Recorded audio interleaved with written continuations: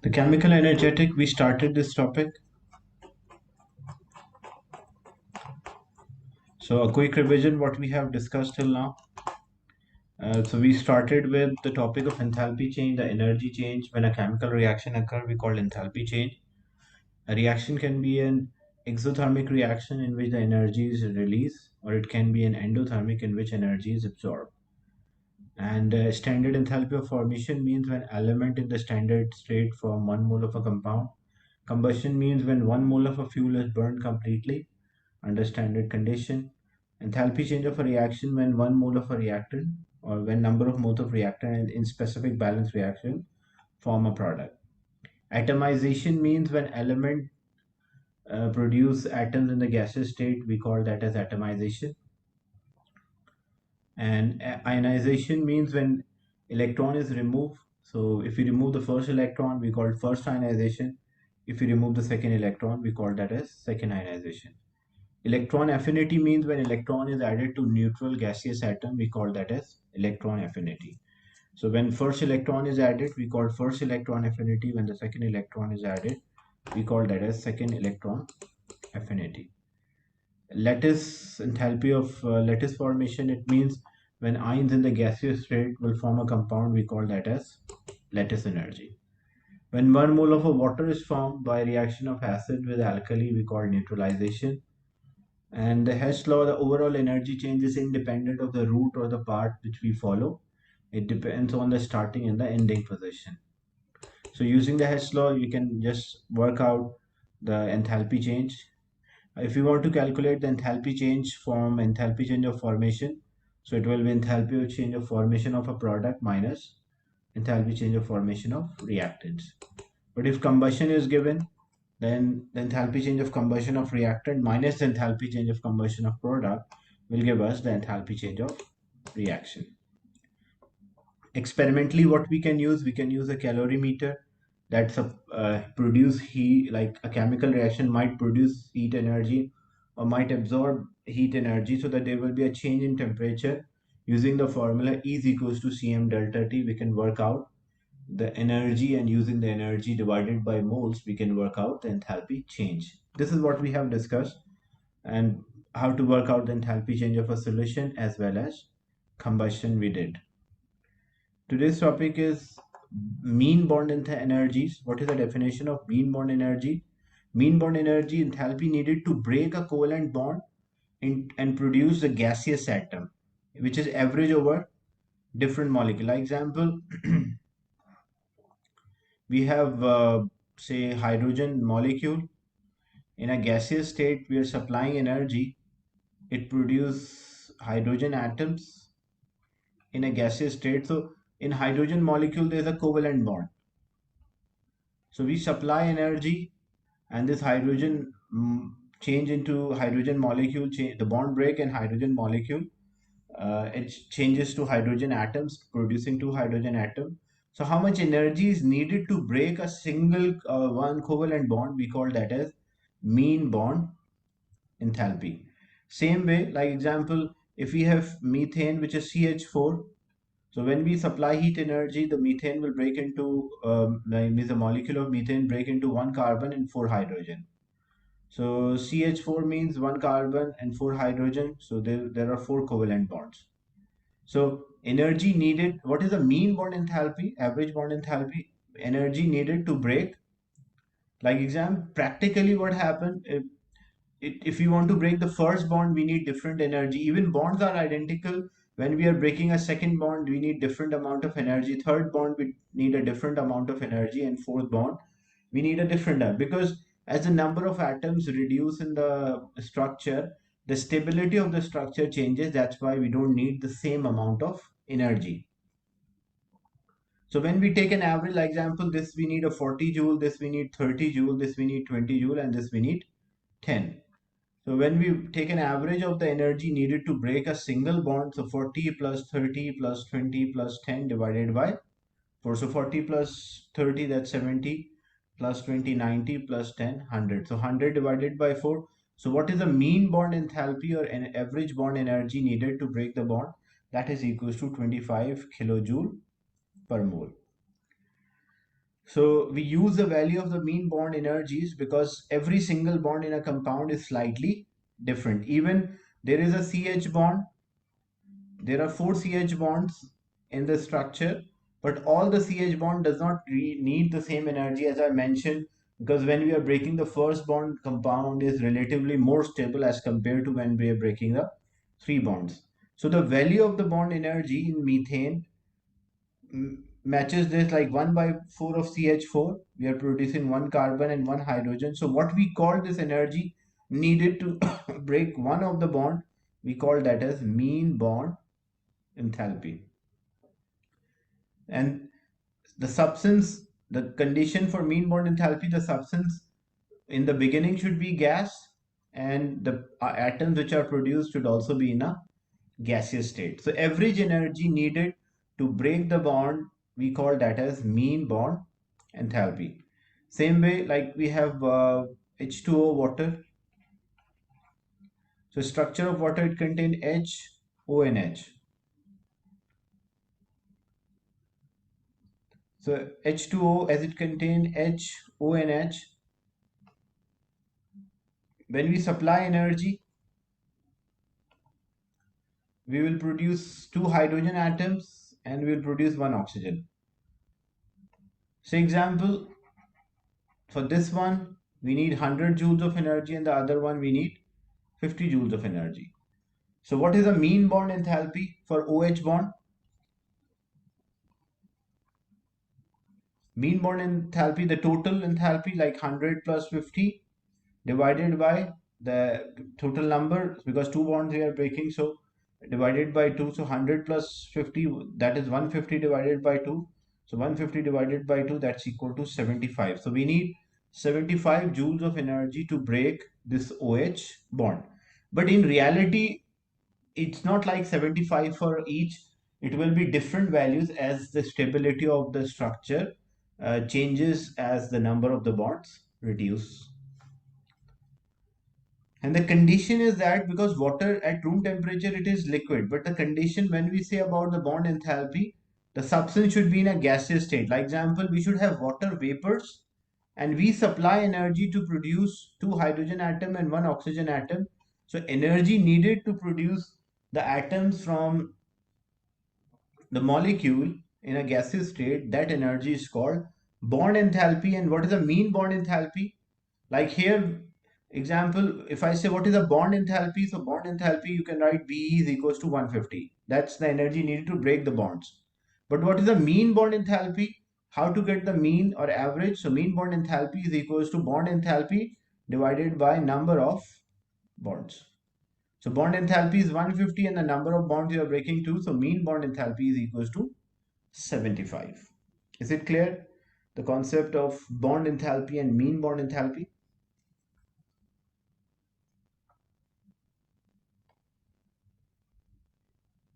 So using this, we can also work out whether a reaction is endothermic or exothermic. If you remember in O levels, we used to work out this, that enthalpy change or energy change is equals to bond breaking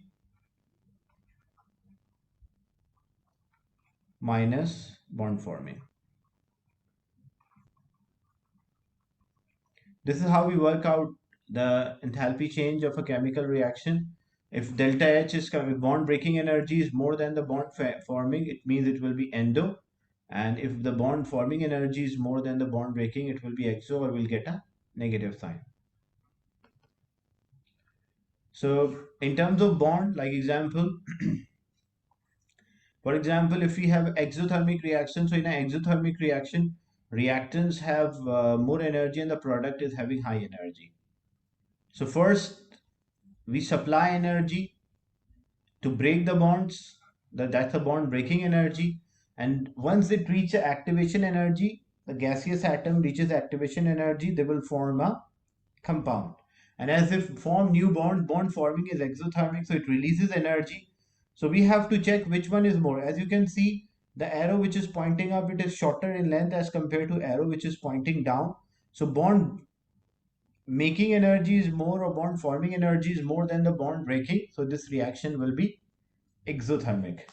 And opposite will happen in endothermic reaction. Reactants have low energy and the product is having high energy. So to break the bonds of the reactant, we need greater amount of energy. Once it reach activation energy in the gaseous state, it will form a product. And the energy released when the product is formed, it is less as compared to energy absorbed. So energy taken in is more, energy given out is less. That's why the overall this reaction is endo. But here the energy which is taken in is less and energy released or given out is more. So that's why the overall it is exo. So a chemical reaction can be an endothermic or it can be an exothermic. So if you want to work out the enthalpy change, so the sum of bond energies, energy needed to break the bond minus the energy needed when the bonds are formed. And if you apply the Hess law cycle here, like in this case, we have reactants forming a product, and this the thing which we'll add atoms. So what is the possibility? Reactant form the atom or reactant form a product and then the product form the reactant. So according to Hess law, overall energy change is independent of the route or the path we follow. Where the two arrows are pointing out, that is the start of the cycle, and where the two arrows are pointing in, that is the end of the cycle. So overall energy change is independent of route. So delta H plus bond energy in the product is equals to bond energy in reactant. So we can say delta H, enthalpy change of a reaction, plus the bond breaking energy, bond forming energy, sorry, or bond energy made in the product is equals to bond breaking energy. And this bond forming move other side. So enthalpy change is bond breaking minus bond forming. Example here, the mean bond enthalpies or average bond enthalpies are given. Use the following mean bond enthalpy to calculate the heat of combustion of propene. So we have propene, we are breaking propene, burning propene. As a result, it produces carbon dioxide and water. So bond breaking, always the reactant side is a bond breaking side and the product side is a bond forming. So if you want to calculate the enthalpy change is equals to bond breaking minus bond forming. So what are the bonds we are breaking? We are breaking 1, 2, 3, 4 CH. So 1, 2, 3, 4, 5, 6 CH. Look, there are 6 CH bonds. Sometimes they ask like why the calculated value is not same as the experimental data. Like when we are calculating, we are getting minus 1572. But experimentally it is different. So what is the reason for the difference? Number one, that we assume that this CH bond strength is same as this CH bond because all the CH bonds are identical. That is our assumption. But in reality, it will not be same in reality because this single bond of CH is next to double bond. So double bond repel this, so it will have more repulsion, which changes the strength of the bond. So even though the identical bonds are there, we are assuming they are identical, but in reality they are not identical. That's why the calculated value is always different from the experimental value. So 1, 2, 3, 4, 5, 6 we assume, so that's why it is 6 into CH. Then C double bonded with C is there. Then CC bond, carbon-carbon bond is there. Plus O double bonded with O and 4.5 because each molecule is having one or double covalent bond. That's why it is multiplied by 4.5. So that is the bond breaking. Minus the bond forming. So 1, 2. So 2 in one molecule there are 2 bonds. So in 3 molecule there will be 6 bonds. That's why it is written 6 C double bonded with O. Plus 6OH. Why 6OH? One molecule contain 2 OH bonds, so 3 molecule will contain 6. That's why it is 6 into OH. So bond breaking, carbon-carbon double bond 612, carbon-carbon single bond 348, carbon and hydrogen bond is there 412, 4.5 into 496 minus 6 into 793, that's the bond, and 6 into 463. When we substitute, we'll get the final answer as minus 1572. So that is the enthalpy change for a reaction, but experimentally it will be different. Why it will be different? Because what is our assumption? We assume that this CH bond is same as this other CH, but in reality they are not same. Even we assume that this OH bond is same as the other OH bond. That's not correct. In reality they are having a different strength. Even the bond lengths are different. Another example, using the following mean bond enthalpy, calculate the energy of formation of NH3. So nitrogen plus hydrogen gives ammonia. So N2 means nitrogen, nitrogen triple bond is there. So it will be half 0.5 nitrogen, nitrogen triple bond plus 1.5 hydrogen, hydrogen bond plus NH in one molecule of ammonia. There are three bonds. So it will be 3 multiplied by NH. And when we substitute, we'll get minus 38 kilojoule per mole. So this will be the enthalpy change of this reaction. Is it clear, this example?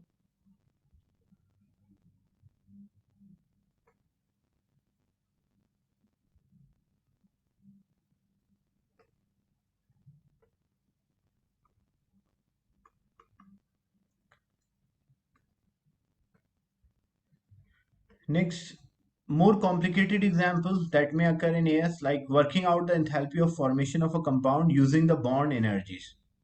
So sometimes they ask for formation using the bond energy. So if they are asking for formation, what we can do, if element form a compound and then compound form the atoms is same as element directly form the atoms. We call that as atomization. So with the example you will understand this easily. Like we have calculate the enthalpy of formation of C3H8 given the following data. So C3H8 formation means when element form a compound. So we need 3 carbon atoms. We need 4 hydrogen molecule because total it will make 8. And as a result it will form propene C3H8.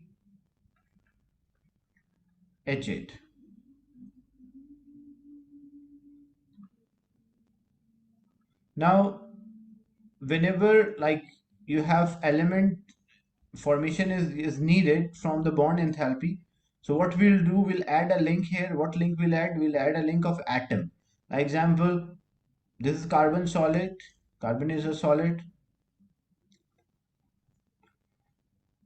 and hydrogen is a gas. So element produce the atom, or the compound product produces the atom, or compound produces the atom. So it means 3 carbon atoms will be there in a gaseous state, or 8 hydrogen atoms are there in a gaseous state. So we need this part. Here what happened, when carbon atom in a solid state turn into carbon gas, so what we call atomization. So this is basically atomization of carbon. And how many carbon atoms are produced? 3. So this will be multiplied by 3 plus.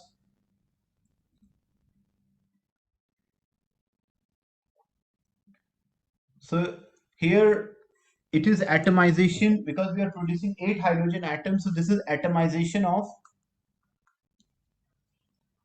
hydrogen. But in the question, the data is not given about atomization. In the question that it's given about hydrogen bond enthalpy is given. So we can also say that this is a bond enthalpy for 4 hydrogen.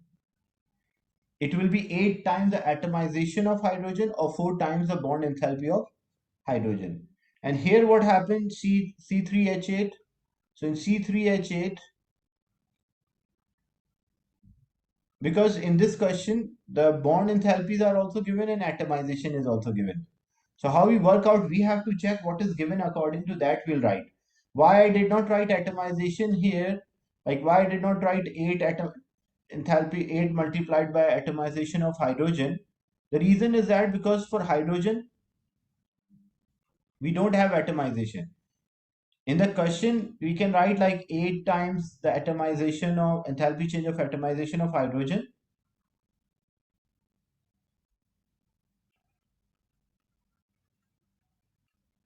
In In the question we can write, but here, because it is not given, the value, the data is not given, that's why instead of writing the atomization, we wrote that it is the energy for breaking the four hydrogen bonds.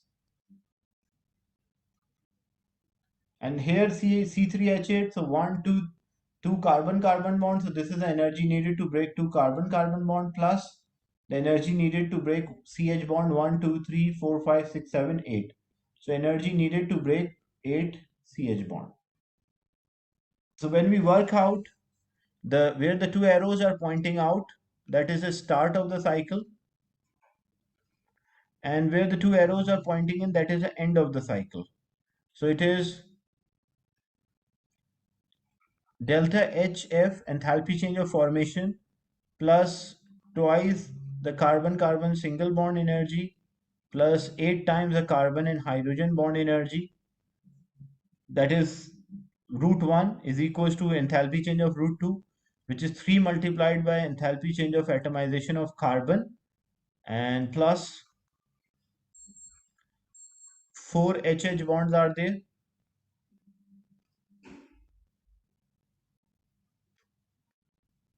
So plus 4 into hydrogen bond. And then we substitute the values and we'll get the enthalpy change of formation. Is it clear?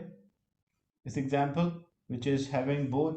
So sometime if you need enthalpy change of formation, you have to add a link of atoms, and element form the atoms is same as compound form the atoms. And according to the question, you will solve. Is this clear, this example related to the enthalpy change?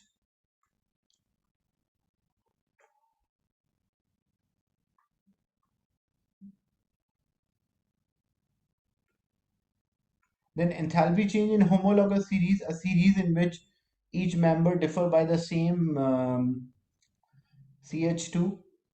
So why there's a constant rise in a size of heat of combustion as the number of the carbon atom increases. As you can see in ethanol, when we burn ethanol, it produces C double bonded with like carbon dioxide and water. So when we calculate the bond which we are breaking, one CC bond, 5 CH bond, 3 O double bonded with O, 4 CO bonds, and 6 OH bond are formed. So enthalpy change is minus 1365. When you check the other one, so this is same trend. Like now it is having 2 CC bond, 7 CH bond, 4.5 O2, 6 CO bonds, and 8 OH. So CC bond increases by 1, CH bond increased by 2, O bond increased by 1.5. So enthalpy changes about 700. When you check the third option, 3 CC bond, 9 CH bond, 6 C double O bonded with O, 8 CO bonds, and 10 OH bonds. So again, the same manner, as you can see, approximate difference, like the first value, the difference between the first value and the second value is 700, approximate. The difference between the second value and the third value is also 700. Why they have the same difference, in approximately same difference? Because the same number of bonds are changing. Like first, this is having 1 CC bond, this is having 2 CC bond, this is having 3 CC bonds. When we check CH bond, this is having 1, 5 CH, then this is 6, so 1 it changes, then it's 2, so it's 5 CH bond, then 7 CH bond, then 9 CH bond. So it is changing by 2. Same with 3 C double bonded with O, then 4.5, and then 6. So you can see the same difference is there between the identical type of bond. That's why the enthalpy change is also, it changes in the same manner. And as we go up in the homologous series, there's a constant increase in amount. So when we calculate the experimental value, calculated value and experimental value, like using a values, we are getting a higher answer as compared to experimental. Why the experimental values are smaller than calculated one? Because what happened, the water which is produced here, the water which is produced here, it is in a liquid state. And that water, because all the reactions are in the beginning, the react water should be like produced in the normal state. But what happened when an exothermic reaction occur, this water absorb energy and it turn into gaseous state. So as it produce gaseous water, so that water absorb the energy and turn into vapor. That's why the experimental values of enthalpy change of combustion are always lower than the calculated values. So calculated values of enthalpy change of combustion is more accurate if the calculated enthalpy change of formation of a data, and this is because the average bond enthalpy values are average and enthalpies of various compounds. Is it clear the concept of enthalpy change? How we can use the bond enthalpy to work out the energy of the reaction? Any doubt till this point?